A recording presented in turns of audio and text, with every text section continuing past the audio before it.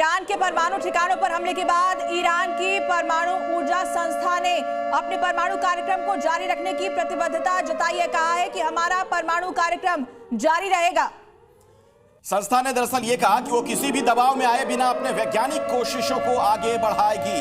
यानी ऐसा लग रहा है कि ईरान फिलहाल तो झुकने को तैयार है नहीं, और ईरान अगर अभी नहीं झुकता है ऐसे वक्त में जब अमेरिका बिल्कुल सामने से अब लड़ाई लड़ता हुआ नजर आ रहा है, तो फिर ईरान का क्या हश्र होगा, सवाल तो ये बड़ा है। हमारे साथ ब्रजेश जुड़े हुए हैं, सीधे मैं आपको लिए चलता हूं टेल अवीव, हमारे साथ हमारे सहयोगी वहां से मौजूद है। ब्रजेश, ईरान तो बिल्कुल हमलावर दिख रहा है, फ्रंट फुट पर दिख रहा है, अब लग रहा है कि लड़ाई ऐसे में कहीं और भीषण ना हो जाए।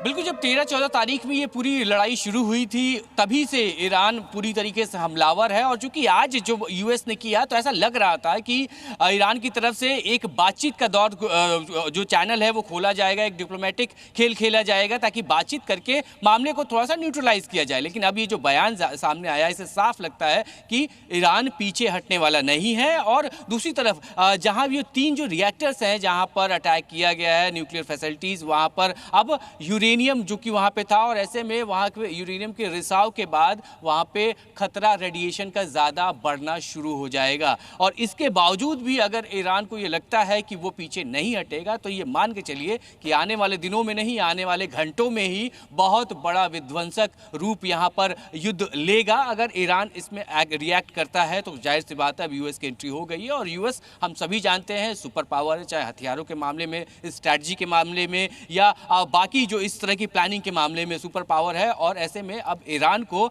अपने जो बाकी जो समर्थक देश हैं, जो उसके मुस्लिम ब्रदरहुड देश हैं, उनसे भी मदद मांगनी पड़ेगी। हालांकि इसके पहले भी ईरान ने मदद मांगी थी मदद, लेकिन कहां पहुंच पा रही है।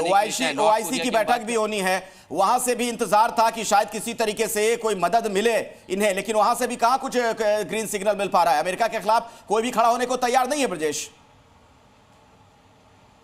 बिल्कुल, अब तो चूंकि अमेरिका खुल के सामने आ गया है, खुल के वो इस वॉर का हिस्सा बन गया है। इस बीच इसके पहले की अगर मैं बात करूं तो इसके पहले भी चाहे जो जर्मनी से इनकी बातचीत हुई ईरान की, वो किसी नतीजे पर नहीं पहुंची। नॉर्थ कोरिया से जो बातचीत हुई थी वो भी किसी नतीजे पर नहीं पहुंची। और नतीजे पर नहीं पहुंचने का सबसे बड़ा रीज़न यही है कि अमेरिका ने सीधी एक लाइन खींची है। लाइन ये है कि बिना किसी समझौते के आपको ये मानना पड़ेगा कि आप एटॉमिक एनर्जी नहीं बनेंगे। और ऐसे में ईरान के सामने, खमेनी के सामने चुनौती है कि वो कैसे पीछे हट जाएं। उन्होंने लंबे समय से युद्ध भी देखा है, युद्ध में वो रहे हैं, और हर तरह की स्ट्रैटेजी और प्लानिंग उनके पास रही है। और उसी को ध्यान में रखते हुए खमेनी को ये लगता है कि उनके पास अभी भी पावर्स बची हुई हैं। एक तरफ अभी कुछ दिन पहले रिपोर्ट्स आई थी जिसमें ये बताया गया है कि सिर्फ ईरान के पास 1000 मिसाइल्स बची हुई हैं, लेकिन उसके बाद अगले दिन रिपोर्ट्स आई कि उनके पास नहीं, 1500 के आसपास मिसाइल्स बची हुई हैं। तो ये रिपोर्ट्स भी जो आती हैं इनका भी कोई ऑथेंटिकेशन करना थोड़ा सा मुश्किल होता है, और इसी की वजह से ये समझ पाना बहुत मुश्किल है कि ईरान के पास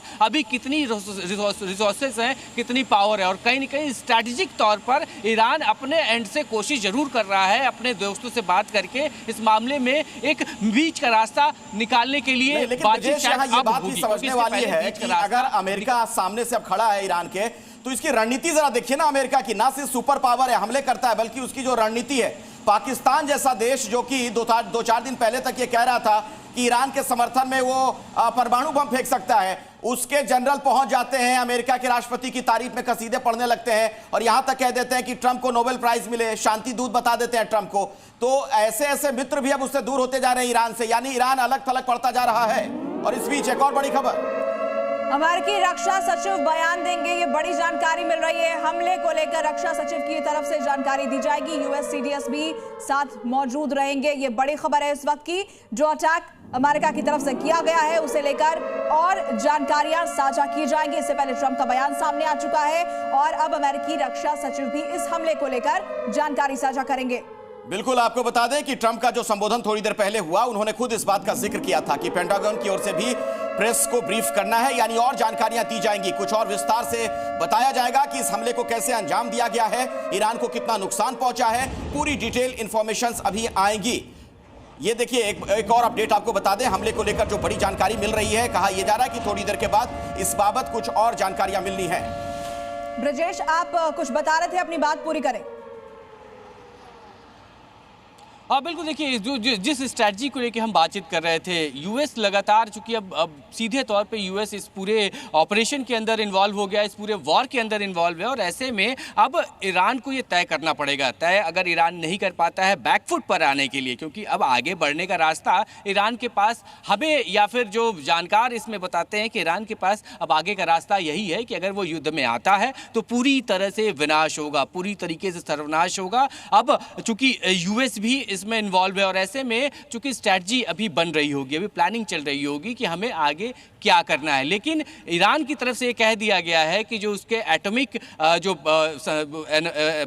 संरक्षण है उस पर वो जो काम है वो काम बंद नहीं होगा, वो हमले की तैयारी कर रहे हैं। और अगर ऐसा होता है तो ये मान के चलिए कि अगले चंद घंटों में ही जो यहाँ के आसमान है, चाहे इजराइल के आसमान हो या फिर ईरान के आसमान हो, इसमें आपको बम। ब्रिजेश, एक चीज तो बिल्कुल साफ नजर आ रही है कि ईरान अलग थलग पड़ चुका है। उसे उम्मीद थी कि शायद इस्लामिक देश उसका साथ दे दें, वो भी साथ नहीं दे रहे हैं, क्योंकि आज की तारीख में पूरी दुनिया में जो राजनीति होती है, जो रणनीति अलग अलग देशों की नजर आती है, उसमें पैसा बहुत महत्वपूर्ण हो जाता है, अर्थ बहुत महत्वपूर्ण हो जाता है। क्या इस लिहाज से अमेरिका का अपर हैंड है और ईरान इसीलिए बिल्कुल अभी दिख रहा है कि एकदम दरकिनार हो गया है?